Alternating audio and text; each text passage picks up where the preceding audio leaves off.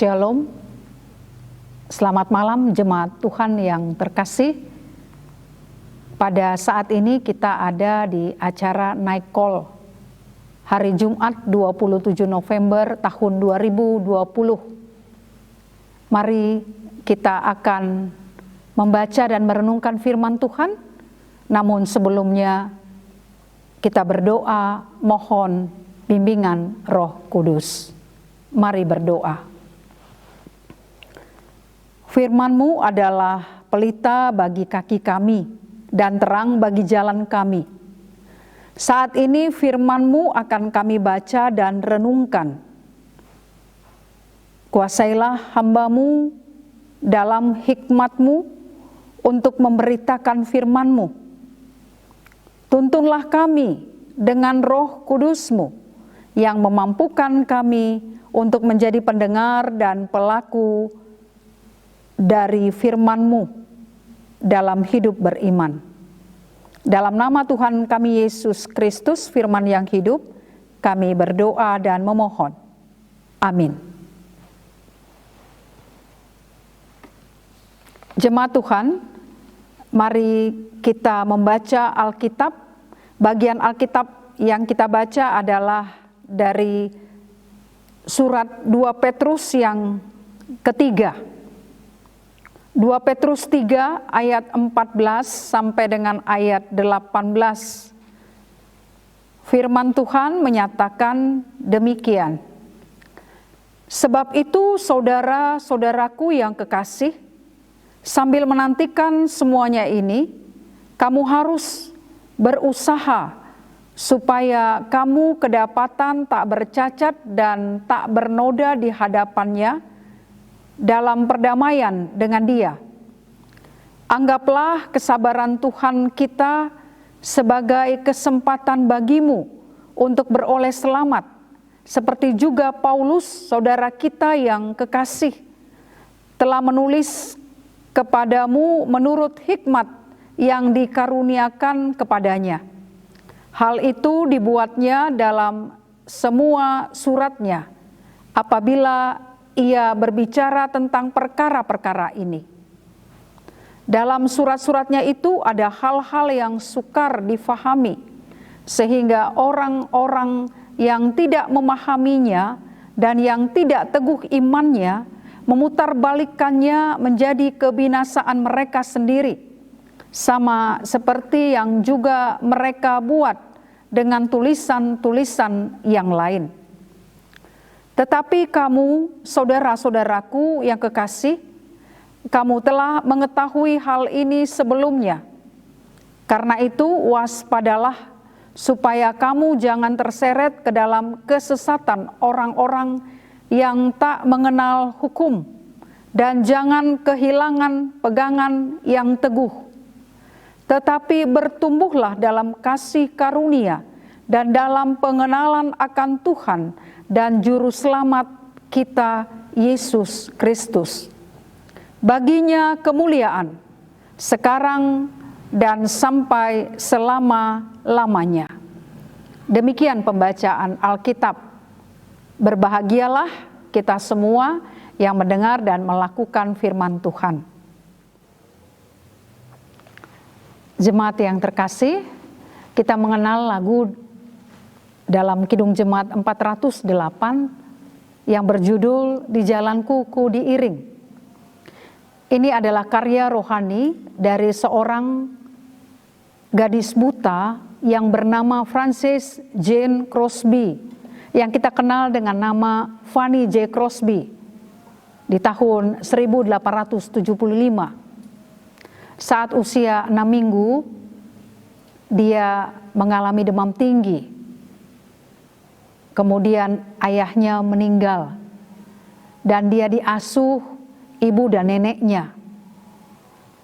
Di usia 5 tahun dia divonis bahwa matanya buta secara permanen. Fanny J. Crosby meskipun matanya buta secara fisik, tapi mata imannya dapat melihat dan merasakan kasih dan kebaikan Tuhan dalam seluruh hidupnya. Dia merasakan bagaimana kasih karunia, keajaiban yang boleh dia alami dalam pergumulan hidupnya. Dalam kebutaannya dia menulis banyak lagu dan banyak puisi. Dia dijuluki ratu penulis lagu gospel. Inilah Fanny J. Crosby. Imannya terus bertumbuh. Imannya terus ada dalam tindakan untuk ada pada keselamatan, menjadi berkat bagi orang-orang di sekitarnya. Jemaat terkasih, dalam bagian Alkitab yang kita baca, surat 2 Petrus pasal 3 ayat 14 sampai dengan ayat 18, Petrus memberi sebuah alarm kepada setiap orang percaya, agar setiap orang percaya waspada dan tidak terseret dalam kesesatan yang dikerjakan oleh para penyesat. Apa yang dilakukan oleh para penyesat yang ada pada saat itu? Yang pertama, mereka tidak percaya kepada Tuhan sebagai pencipta, sebagai penguasa kehidupan. Yang kedua, mereka tidak percaya akan kedatangan Kristus kembali. Petrus mendorong orang percaya untuk memperhatikan firman Tuhan yang disampaikan oleh para nabi dan para rasul. Karena pada zaman akhir akan muncul pengejek, orang-orang yang mengabaikan firman Tuhan. Dalam bagian Alkitab di ayat yang ke-15, Petrus mau menyampaikan bagaimana perjalanan kehidupan Paulus ketika dia menentang orang-orang Kristen. Tapi dalam kasih dan kebaikan, Kristus memberi kesempatan kepada dia untuk dia berbalik, datang kepada Kristus. Ketika dia percaya kepada Kristus, ada penderitaan, ada penolakan yang Paulus alami. Dan dikatakan sebagai hal-hal yang sukar dipahami. Tetapi dalam penderitaan, dalam kesukaran yang dialami oleh Paulus, justru di situ dia memperoleh kekuatan. Dia terus beriman, percaya kepada Kristus. Dan dia yakin dan percaya janji, harapannya tentang kedatangan Kristus itu akan ada.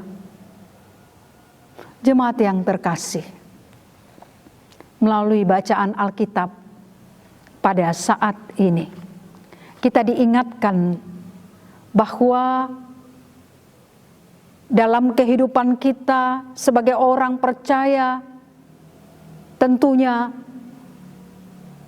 ada penderitaan, ada penolakan yang kita alami.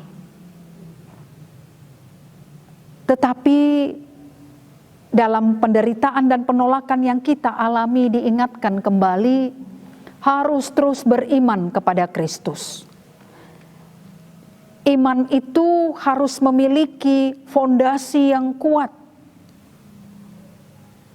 Iman itu harus bertumbuh. Iman itu harus bertindak. Iman yang mau menceritakan kasih dan kebaikan Tuhan. Ketika kehidupan yang dipercayakan kepada kita, maka kesempatan yang ada, kita harus melakukan hal-hal yang membuat orang lain merasa sukacita dan bahagia.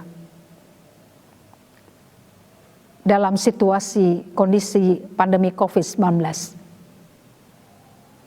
kita tetap harus beriman penuh kepada Kristus.